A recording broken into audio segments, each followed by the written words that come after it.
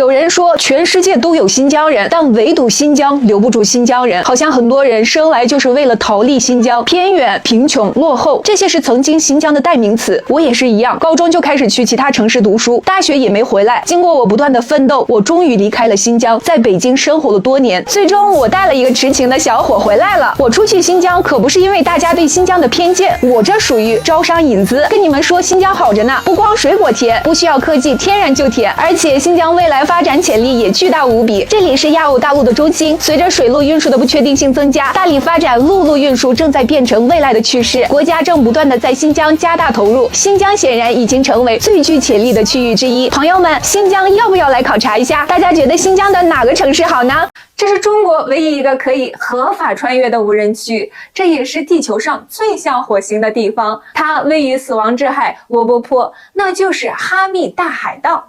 你是不是也好奇，杳无人烟的戈壁荒漠为什么会被称为大海盗呢？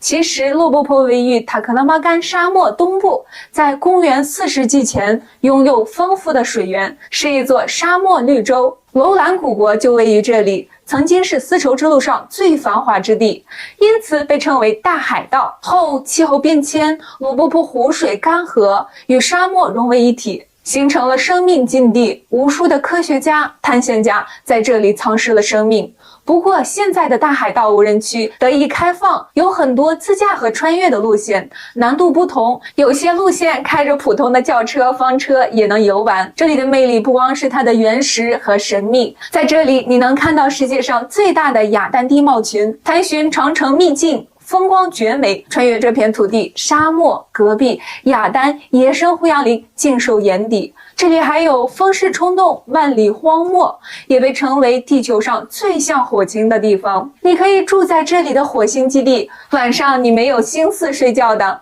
因为这里的星辰大海一定是你一生中见过最美的星空。快开着你的小轿车来这里挑战吧！如果你也喜欢新疆，记得关注我哟。除了新疆，还有哪里的城市能告诉你马路为什么叫马路？看，大马走上大马路，多么的合理！其他城市的土豪开个200多万的大 G 就可以炸街了，在新疆不骑个几百万的汗血宝马，你也没有牌面啊！这美女配骏马，帅不帅？我想说，就是我最近档期也挺富裕的，也没什么事儿，骑个马啥的我也会。这汗血马可不一定比悍马便宜，一匹好的汗血马上千万也是很正常的。汗血马为什么那么贵？主要因为汗血马品种优质，长得高大帅气，脸小上镜，还肌肉发达，而且爆发力强，耐力也强，日行1000，夜行800。自古以来都是备受帝王将相的宠爱，汉武帝为了它发动了2次战争。在古代这是妥妥的高境界利器，现在纯种的汗血马太稀少了，全球也就3000多匹，养一匹汗血马需要精心的照顾，优质的草料，独立的司马空间，还有专人洗澡、护理、修蹄子，全年下来费用也需要几十万。所以这汗血马还真不是一般人能养得了的。但是养不了，咱们还不能骑着玩一玩吗？来新疆的朋友找我，我带您去看看全球最大的汗血宝马基地，里面有700多匹汗血马，还有最高最重的马，最小最可爱的马，小朋友也可以骑哦。河南人到底在新疆做了些什么？很多人来了新疆，发现在新疆很多的地方都能看得见河南老板开的店，还到处能听到河南话，甚至有些新疆人也说着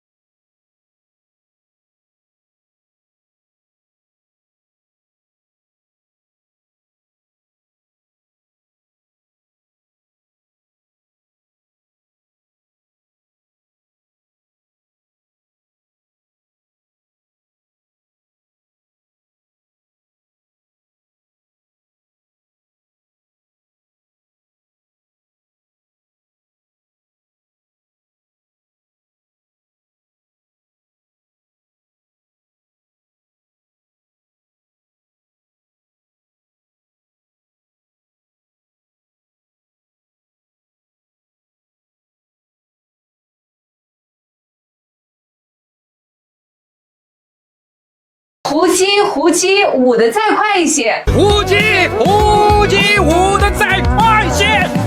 这李白口中的胡姬是什么意思？实际上是指胡人酒店中的卖酒女孩，就是餐厅销售代表。这李白口中的舞便是胡旋舞，有节目表演，酒的销量自然就上来了。李白的意思便是让会才艺表演的销售代表再来一段。放心，电影能演出来，就肯定不是什么贬义词。这胡人在唐朝泛指北方和西北地区的游牧群体，是一个统称。胡旋舞在唐代可谓是非常风靡，当年的春晚那必定是胡旋舞开场，胡旋舞压轴。咱这个视频点赞过10万，胡旋舞我给大家来一段。胡旋舞源于西域，节拍鲜明，奔腾欢快，多旋转蹬踏，故名胡旋舞。唐开元年间，西域胡旋舞流入大唐，瞬间在唐朝宫廷流行开来，并呈现在敦煌莫高窟壁画中。之后，胡旋舞在唐朝50余年盛行不衰。白居易在《新乐府胡旋女》中写道：“胡旋女，胡旋女，心应弦，手应鼓，旋舞一生双袖举，回旋飘摇转蓬舞。”谁要再说这是刀削面舞，我跟谁急？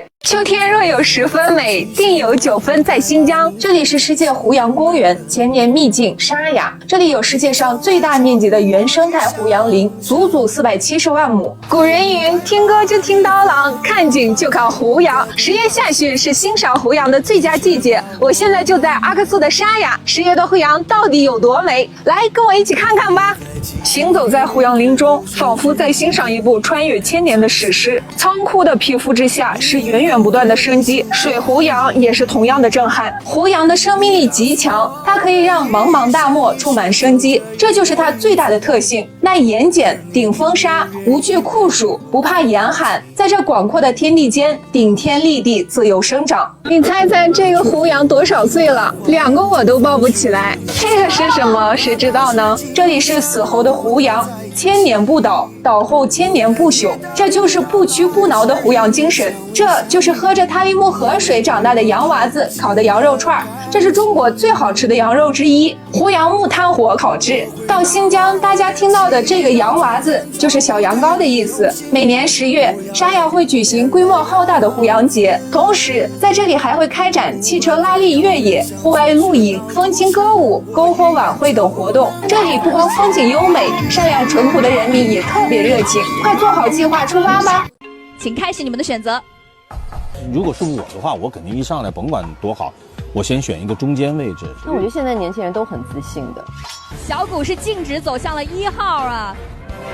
毕竟我是飞了3000多公里，然后来到这边，能有一个直接能选1号的机会，那我必须要把握。我认为1号被批的老惨了的。也没有那么大的压力，因为他们有他们的强项，那我也有我的强项。我要挑战1号。我就是来拿冠军的，我要挑战1号。等于现在2个挑战1号位的，有压力，也没有那么大的压力。哇！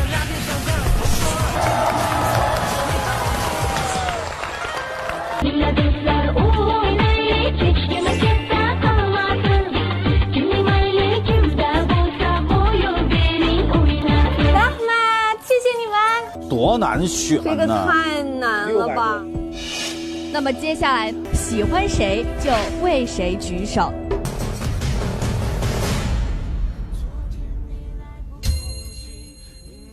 恭喜小谷手累成功。那么接下来呢，请开始你们的座位选择。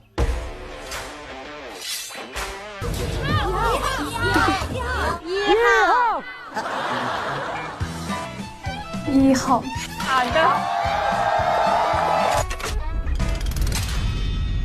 夏季重重卡波，胸襟那丫头，他日就满着，老痛可能累哟，他日就满着，我老痛可能累哟。高进去。因为湖南乡亲们的热烈呼唤下，我又一次上台了。我还有一些话想跟乡亲们说，因为湖南是沅江吐鲁番的。沅江是支援，对，支援新疆，是吗？你有好多都没听说过，你连沅江都不知道，你以为是啤酒呢？我给你们教一个简单的新疆舞，怎么样？打起手鼓唱起歌，我骑着马儿翻山坡，我的手鼓总轻唱，欢乐的歌声震山河。印象深刻的还是这个新疆小鼓，他穿着他的民族服装站在那里的时候，你就觉得已经赏心悦目了。小鼓在这一轮特别出圈，他就是实实在在有干货，开朗，善于互动。恭喜小鼓手擂成功，谢谢大家。最耀眼的36朵花儿已经集结完毕。你有没有想过找一个恬静的小村庄，盖个院子，种点花，种点菜，养几只羊，过着与世无争的生活？新疆有一个世外桃源，这里原本是一个很普通的小村庄，不知道从什么时候开始，一些城市里的人来到了这里，发现了这里的宁静与美丽，然后他们包下院子，改造成了一座座漂亮的民宿。随着慕名而来的人越来越多，现在这里已经成了更多人的桃源世界。大家给这个村子起了一个可爱的名字，叫荒荒村，荒荒悠悠生活的村，听着就安逸。这里位于霍城县，每年6月下旬到7、8月份，这里是最美的时间段，薰衣草会开遍每个角落，整个荒荒村沉浸在一片紫色的海洋中，非常浪漫。而且这个时间段，这里还会举办为期1个月的音乐节，今年是定在6月18日到7月18日。不光有音乐节，这里还有星空电影篝火晚会，一场星空电影定格一个美好的回忆，一场篝火狂欢在夏日的晚风里展开。如果有一天你累了，就来荒荒村吧，平淡宁静且治愈，抛开城市纷扰，远离都市喧嚣，闻闻清晨的花香，听听鸟叫，呼吸新鲜的空气，简单又美好。和田玉到底怎么造假？今天我给你讲讲。首先，和田玉这个定义其实就容易让人混淆。和田原本是新疆的地名，我前几天拍的鱼龙喀什河就是出产和田玉的地方，因为这里产的白玉从硬度、油性、润度都是相对最好的，因此闻名于世。但现在鉴定证书上写的和田玉是根据成分来确定的，只要透闪石和阳期石成分达到标准，就可以叫和田玉，和产区没有关系了。所以不是新疆产的玉，甚至国外产的都可以叫和田玉。不同的产区品质自然也参差不齐了，但最好的还是新疆和田的。和田玉主要分为山料、山流水、籽料、隔壁料4类。山料顾名思义就是山上的料子，表面比较粗糙，棱角分明，比较原始。籽料是山料随着山洪滚落到河流之中，经过亿万年的冲刷，杂质剥落，保留最精华的部分，形成圆润的玉石。而且由于矿物质的累积，形成各式各样的皮壳。山流水是指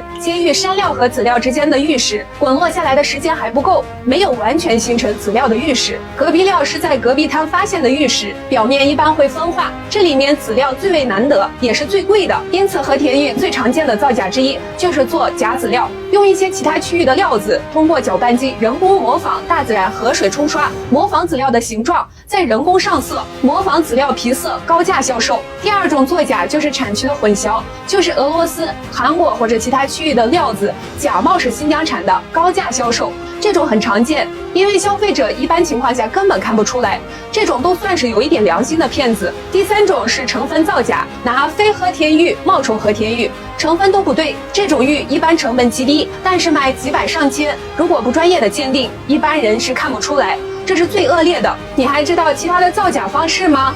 可以分享到评论区里面。嗨呀，希望在新疆这个拥有广阔草原、高山峡谷、美丽富饶的地方，怎么能少得了舞蹈呢？那今天就教大家跳新疆舞。大家都知道新疆人是能歌善舞的，我们吃饭聚会的时候不吹牛不喝酒就跳舞。其实新疆舞是特别简单的，有几个核心动作，只要你掌握了，一学就会。女生的几个核心动作，第一个翻手腕，1、2、3、4，注意手心是往外翻的。第二个动作是摆手臂，1、2、3、4，注意一直看着手。第三个动作是扭脖子，1、2、3、4，注意身体不动，脖子动就行。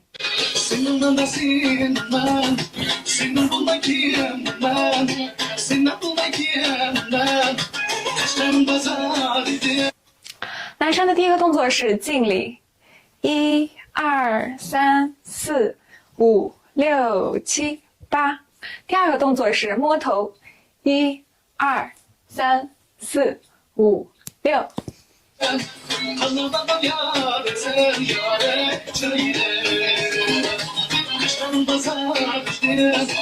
你学会了吗？特别简单是吧？如果你还没学会，我有一个大哥，他教的特别好。男人有的时候你以前讲过没有？这数就在下，什么意思懂不懂？出去，我有钱，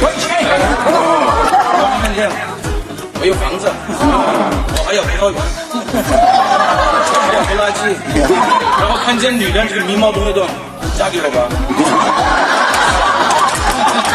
女孩子要怎么办？我爸爸不同意，我妈妈也不同意，那我也不同意。这个动作讲懂没有？什么意思？考虑。喝酒后骑马算不算酒驾？前段时间，新疆伊犁两男子策马奔腾，在一个路口直接撞到车上，人仰马翻，非常危险。有没有懂的人说一下，这事故该如何判责？有人就问了，喝酒后骑马算不算酒驾呢？按照我国法律规定，喝酒骑马不属于酒驾，酒驾是指饮酒后驾驶机动车的行为。但是治安管理处罚法同时规定，如果骑马引起了围观或造成交通混乱、扰乱秩序，也会受到警告或者是处罚。如果马受到惊吓，因此产生了人身财产损失，骑马人也需要承担责任。马上新年要来了，应酬难免增多，大家一定要注意安全，饮酒不要开车。那么问题来了，酒后可以骑自行车吗？刀郎有一首歌叫《喀什噶尔的狐谣》，发布在2004年的同名专辑中，这是刀郎的第2个正式专辑，是由李宗盛担任制作人的。刀郎凭借该专辑获得华语音乐传媒大奖最佳国语男歌手奖。点个赞，关注我，给你详细讲讲喀什噶尔的狐谣。喀什噶尔就是新疆的喀什，刀郎老师借狐谣描写了对爱情的至死不渝。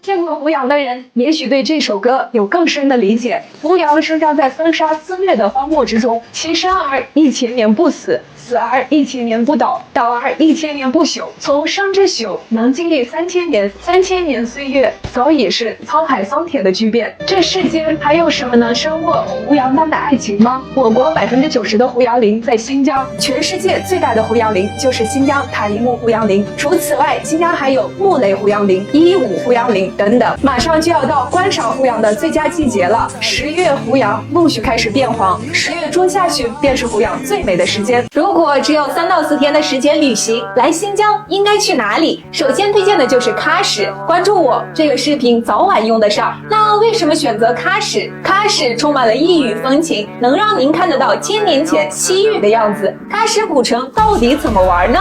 喀什古城被一条路分为东西城2部分，东城有古城城门开城仪式、春晚峰会场、铁匠巴扎、木器巴扎、花帽巴扎、八一老爷的家、吃美食的汉巴扎等等，适合一早来到东城看开门仪式，然后沿着主路开始逛。这里有很多拍照打卡地，西城里面有西域公主雪狼演出，每天下午7点，彩虹巷、布袋巷、百年老茶馆、埃迪嘎尔清真寺等等，也是到处拍照都很出片。古城玩2天后，可以去喀什的香妃园，这建筑是香妃墓，是新疆最大的穹顶式建筑，维吾尔族建筑风格。香妃园里面有6场表演，从入园开始就有欢迎演出，还有沉浸式维吾尔族婚礼演出、容妃册封礼演出等等，都非常有特色。快准备一下来新疆的计划吧！这是我教新疆舞的学员里最有天赋的、最帅的，也是学得最好的2位，快看他们是谁！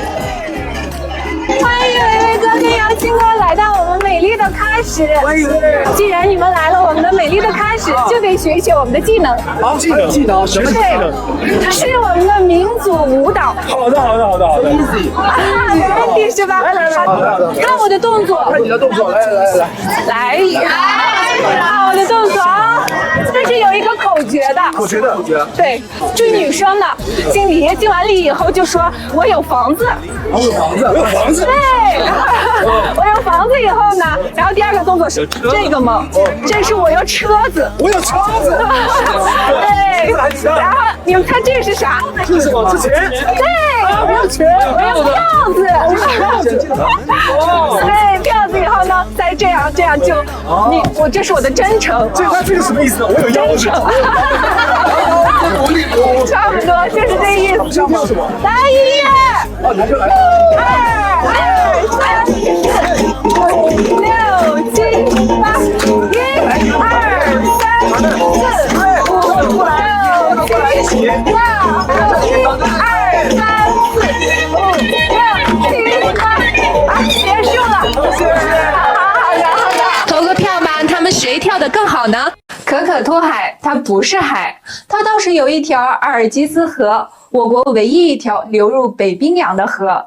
那它为什么叫可可托海？您可不要觉得它在骗人哦。可可托海是蒙语的音译，可可是蓝色的意思，托海是弯曲的意思，加在一起是蓝色河湾的意思。在哈萨克语中翻译过来是绿色丛林的意思。这两个翻译非常形象地描述了可可托海的美。这里拥有国家5A 级景区，有白桦林、宝石沟、中山秀谷等等。但来这里美丽的风景是其次，你还要知道这里是一个为国家做出巨大贡献的地方。可可托海矿产丰富，世界上已知有用的141种矿物，可可托海3号矿坑就拥有86种，稀有金属占矿山储量的90%以上。就是这些稀有金属在共和国初期帮助我们偿还了巨额外债。同时，我国两弹一星、航空航天一些核心的材料和燃料也出自这里。这里是名副其实的英雄矿。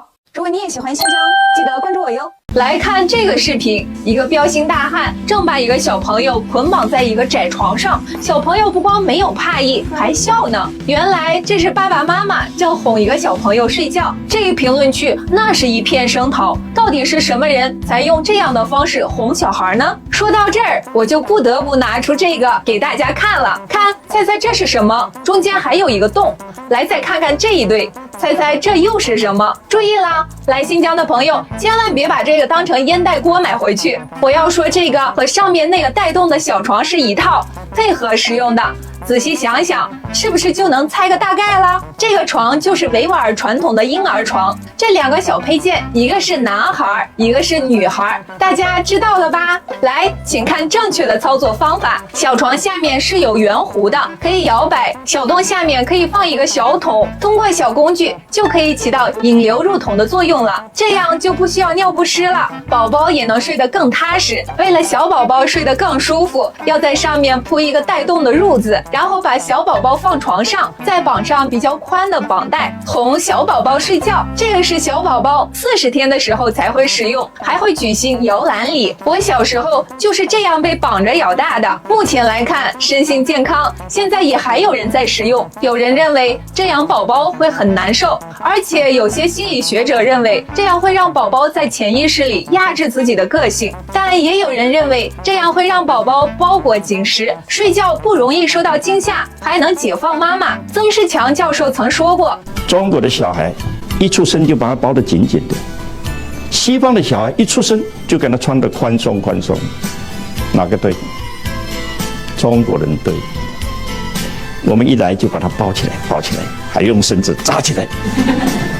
小孩要动啊，要动他就要出力啊，他从小就要奋斗啊，然后他斗志就很强。大家怎么看这个问题呢？但注意了，不管什么观点，要尊重每个人的习俗，可别太激动哦。有人说诗仙李白其实是外国人，他出生在现在的吉尔吉斯斯坦，是一个地地道道的老外。但这种说法是错误的。李白出生于古代的碎叶城，确实是现在的吉尔吉斯斯坦境内，但是在唐朝，碎叶城属于西域，是唐朝在西域设立的重镇，是安七四镇之一。现在新疆乌鲁木齐的人民公园还有李白的雕像。关于李白的身世，我们看看李白自己是怎么写的。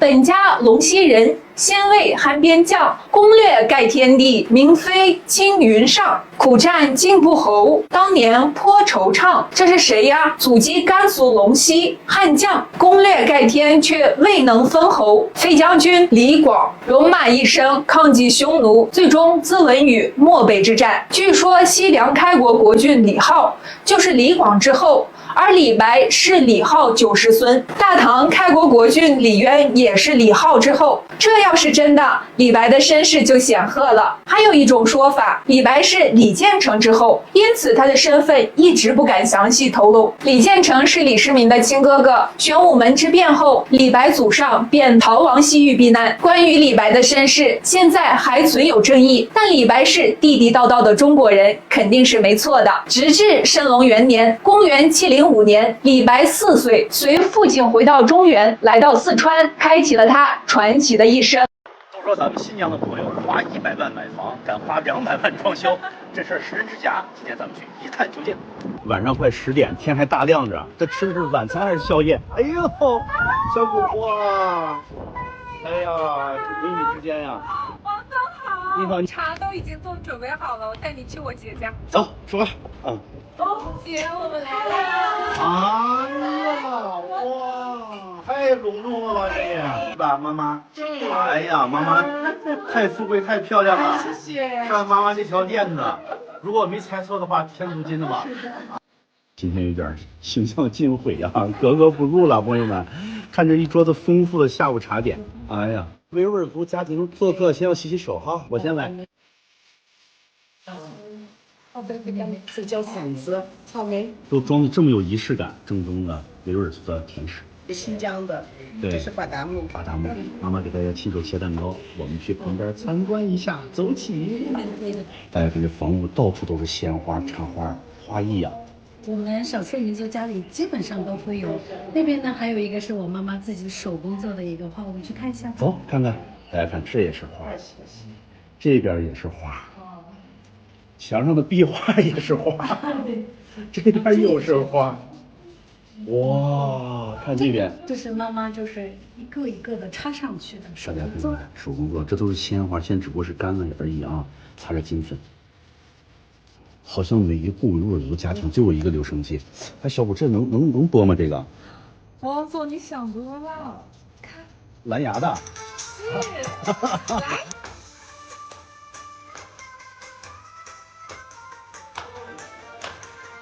王总，这就是主人房。哎呀，这卧室大不说，关键住了多少地毯，大家数过？我看这边来，1个、2个、3个、4个。这阿布干的就是那个手工地毯啊，价值就是3万多一个地毯。3万多！哎呀，晚餐开始啦！欢迎来新疆做客，拜拜。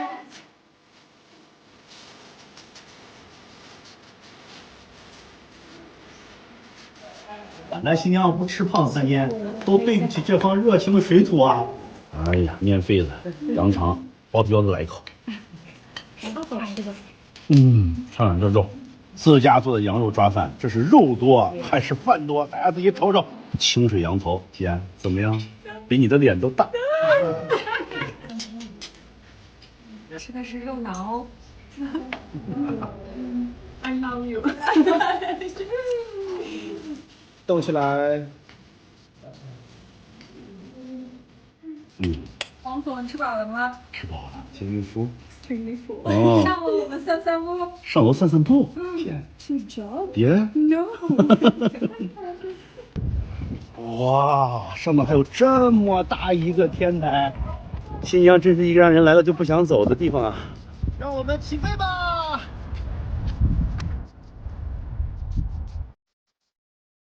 评论里总有人说，当年汉武帝西征不是为了葡萄干，当然不是为了葡萄干，而真正的原因之一是为了得到天马。公元前115年，张骞出使西域的早空之旅，将葡萄、苜蓿、石榴、胡马带回了中原，是大汉第一次见识到新奇的西方物种。而几年后，汗血宝马的到来，进一步刺激了汉武帝相信遥望的决心。公元前113年秋天，一位名叫鲍里长的敦煌囚徒在当地捕获了一匹汗血马，献给汉武帝。得到宝马的武帝心气若狂，因为他2年前就听张骞说过西域多善马，马汗血。没想到今天目睹了这样的神物，一下子武帝积压已久的情绪倾泻而出，他兴起的称眼前这匹宝马为天马。为了得到更多的天马，武帝不久便派出了100人使团，带了大量的礼物以及一具用黄金打造的马模，远赴大渊国，希望能换来汗血马。然而出乎意料的是，他们的国王回绝了汉使要求。更加不幸的是，使团还没走出大渊，就遭受了劫掠，不仅使者被杀，金马也被掠走。闻知此事的汉武帝勃然大怒，他立誓要让他们付出代价。公元前104年秋，武帝命李广利将军率领骑兵6000，外加部族2万，从敦煌出发远征大渊。由于出兵过于仓促，军队补给未能跟上，汉军大败，逃回仅剩数百人。3年之后，他再次命李广利率军出征。这次他汲取了之前的教训，做了充足的准备，不仅派给李广利整整6万名士卒，还有战马3万匹、牛10万头，以及大量羊、驴和骆驼，还特意派了2名相马专家一同前往。没多久，大原发生政变，叛变的贵族杀死国王，并向汉军议和。最终，汉武帝得到梦寐以求的天马1000余匹。现在中国最大的汗血宝马集中地就在新疆的乌鲁木齐，有机会来看看吧。如果给你1万块钱，您是买和田玉还是翡翠呢？可不能什么都不买哟。今天我们了解一下和田玉到底是怎么形成的。世界上所有的石头只分为3大类：岩浆岩、沉积岩和变质岩。早在46亿年前，地球就是一个滚滚岩浆覆盖的球体。随着数亿年的演变，岩浆逐步冷却成地壳，岩浆变为岩石，这就是岩浆岩。岩浆岩碎而成沙成土，随着地球的自转和分化，逐步形成了沉积岩，就像这样一层一层的。而和田玉是第3种变质岩。变质岩是由岩浆岩或沉积岩在火山喷发等高压高温的环境下，化学成分以及结构发生变化而形成的。早在7至8亿年前，新疆南部地区还是一片汪洋大海，在海底存在一种沉积岩层，叫白云石大理岩，这就是和田玉最初的原型。在数亿年前，这片大海的下面涌现出了大量岩浆，这些岩浆悄然地渗透到了白岩石大理岩中，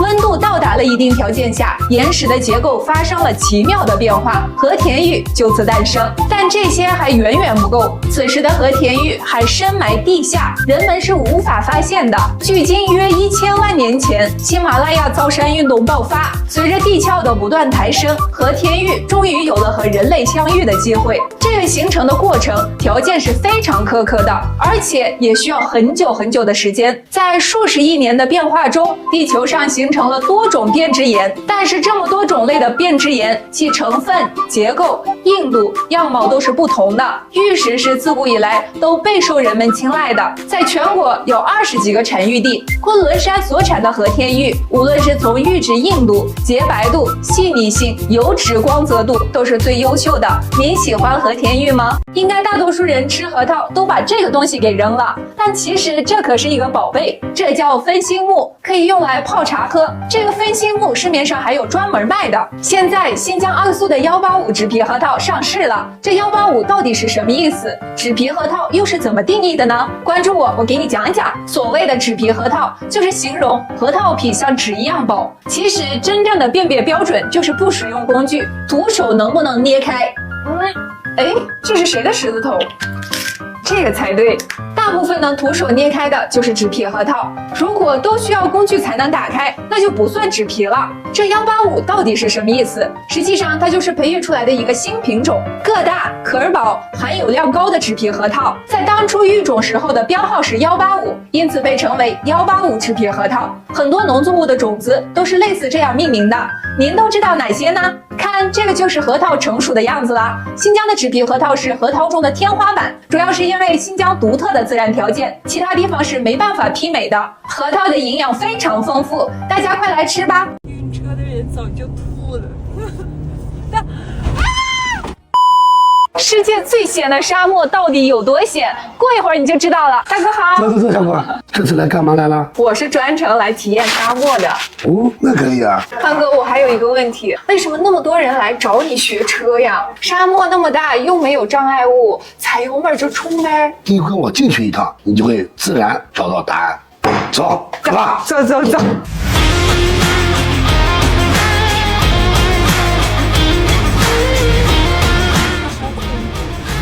这车有没有什么问题吗？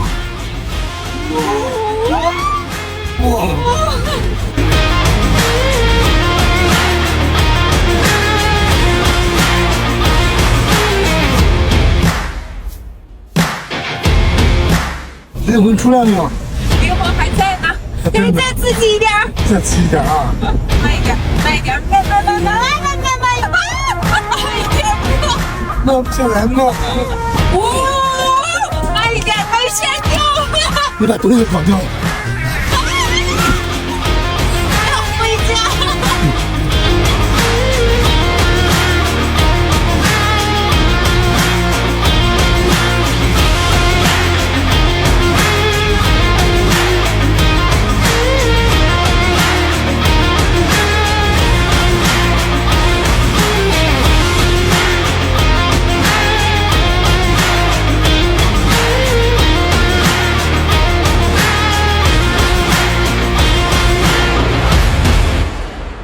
古木塔阁里面有个潘家峰，真的是以你的名字命名的吗？哎呀，这个你咱们对了，这是库木塔沙漠里面最难的峰，也叫金字塔，也叫三角峰。之前这个潘家峰不是潘家峰，千百年来没有人登顶，我就开着咱们的坦克300，直接登顶，一次登顶，最后大家给我取名为潘家峰，我是打破了这个历史。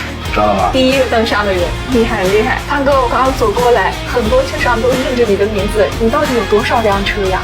我总共有26辆越野车，咱们有12个领队，你带多少人来，小郭，我都可以给你安排妥当。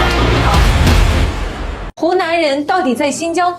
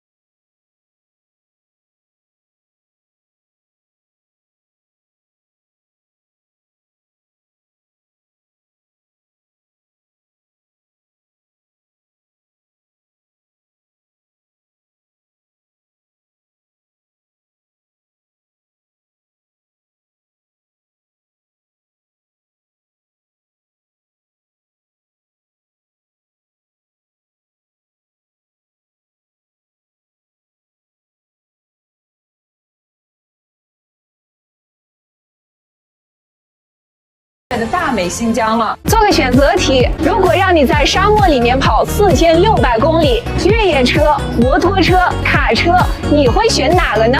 现在在新疆塔克拉玛干沙漠边缘，中国环塔拉力赛开始了。这是中国唯一的全国级汽车、摩托车同场竞技的长距离越野拉力赛。先看看往年的赛道多么有挑战性，这是一个勇敢者的游戏。现在是环塔拉力赛的发车仪式，看这些车帅不帅？这八方车队可是我家的车队。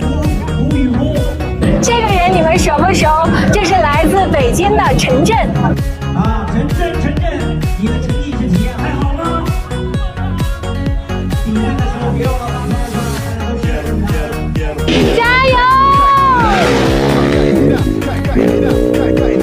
这比赛真是让人看得热血沸腾，这里还有很多女车手，让我们为她们点赞。这是热爱与勇气的结合。我觉得每一位赛场上的车手都是成功者。环塔今年的起点是在喀什，终点在阿克苏，全长4600公里，分为10个赛段，每个赛段里程和地形环境都不一样，每个赛段单独记成绩排名，最终相加汇总成总成绩。懂的朋友，你们猜猜今年谁会是冠军呢？20年以来最强的极光降临地球。什么是极光？对我们有什么影响呢？首先，看新疆地区的极光现场，漂亮吧？新疆北部的阿勒泰地区其实是经常能看见极光的，但此次极光的强度，据说北京地区的朋友也能看得到。请北京的朋友出来证实一下，你们看到了吗？极光是围绕着地球磁体出现的，在南北极会比较常见，我国很少能见到。但是5月这一波太阳风暴太强烈了，我们正在经历20多年以来最强的地磁暴。国家气象局已经发布了地磁暴红色预警，地磁暴越强，极光越强，越绚丽，范围越大。如果太阳风暴持续增强，上海也是有可能看到的，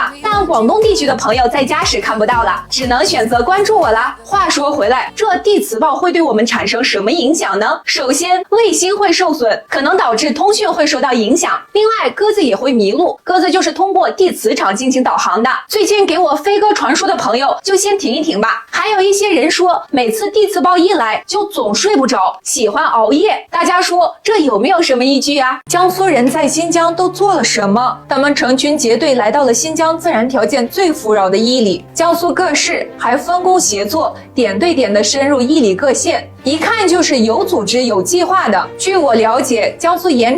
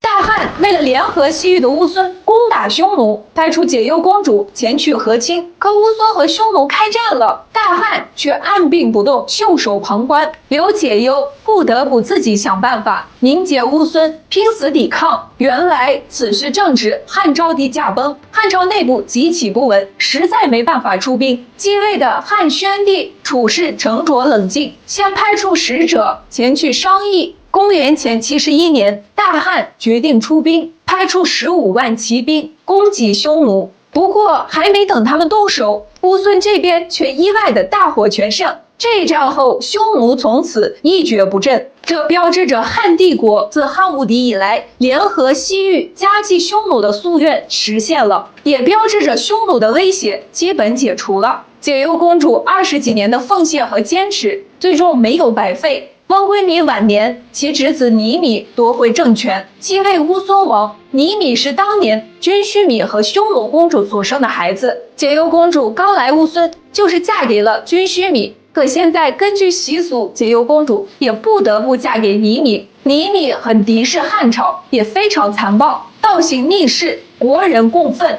解忧公主决定背水一战，解决了尼米，可最终以失败告终。解忧公主求助西域都护府郑吉救援，才保住了性命。公元前53年，乌孙内乱，尼米被杀，乌鸠图成为新乌孙王。汉宣帝决定讨伐乌孙，西域都护派解忧公主带来的冯辽前去劝降，最终乌鸠图同意和解，让位给解忧公主的儿子。在不费一兵一卒的前提下，乌孙成为西汉的属国，冯瑶因此立功，被封为大汉的正式时间，成了我国历史上公认的第一位女外交家。公元前51年，解忧公主已年过古稀，带着孙子孙女回到长安。2年后，解忧公主与时长辞。解忧公主终其一生，稳固了大汉边界的安全，促进大汉统一西域，为大汉和西域的发展做出了重要贡献。她的付出和功绩不亚于任何一位和亲公主。喀什会成为第2个深圳吗？目前全国最具有潜力的城市是哪里？喀什肯定是名列前茅。在大家的概念里，提到有发展的城市，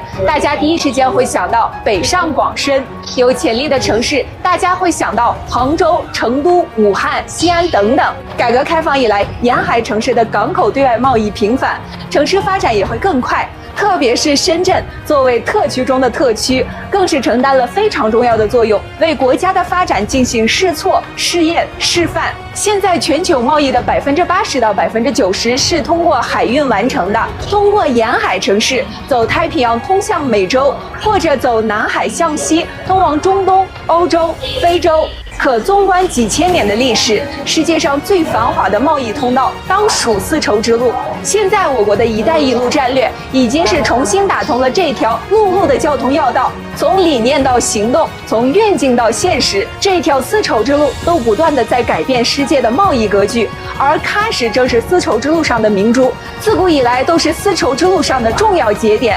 从近几年的发展来看，我们盘点几组数据。第一，喀什的进出口贸易总额从21年的37亿增长到了23年的496亿。全国综合保税区排名，喀什从21年的110名晋升到23年的30名。喀什正以飞一样的速度向前奔跑。您说喀什会超过深圳吗？刀郎老师的演唱会，台上唱哭了自己，却感动了所有人的一首歌，是喀什噶尔的《胡杨》。这首歌是万人在合唱，也有万人在合哭。为什么这首歌有这么大的威力？喀什噶尔的《胡杨》是刀郎先生发行的第2张同名专辑里的主题曲，发行于2004年12月。这首歌刀郎写了3年。有一次他去南疆采风，走到沙漠深处，那种空旷和安静给刀郎带来了一种莫名的恐惧。再往前走，一片沙漠胡杨出现在他的眼前。胡杨生千年不死，死千年不倒，倒千年不朽。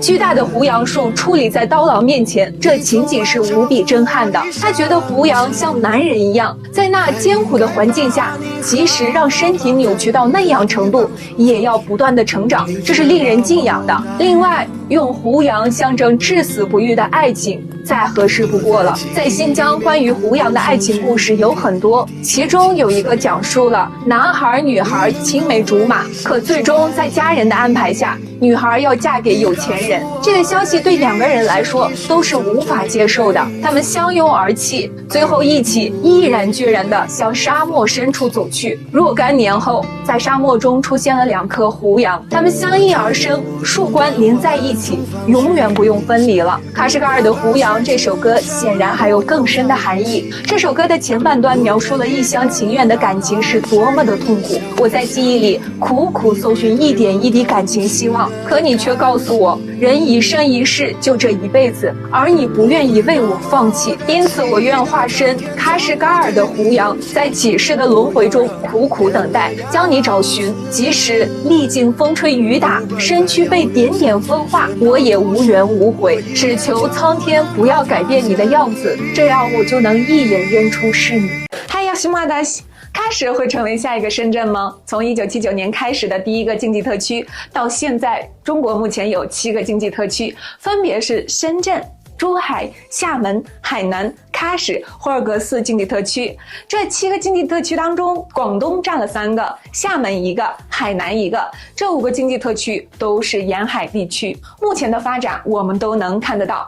而最近成立的2个经济特区，居然在离海最远的新疆喀什经济特区和霍尔果斯经济特区。那今天我们就聊一下，为什么喀什会成为经济特区。从5口通8国一路连欧亚，就可以了解到喀什拥有5个口岸，毗邻8个国家。一路呢，指的是丝绸之路连接欧亚。喀什境内有红旗拉普、库尔格特、伊尔克斯坦、喀拉苏、喀什国际航空港等5个国家一类口岸。这5个口岸把中国与中亚、南亚10几亿人口连接在一起，可达中亚、南亚、东欧与第3国家通商。8个国呢，指的是喀什接壤和毗邻的8个国家。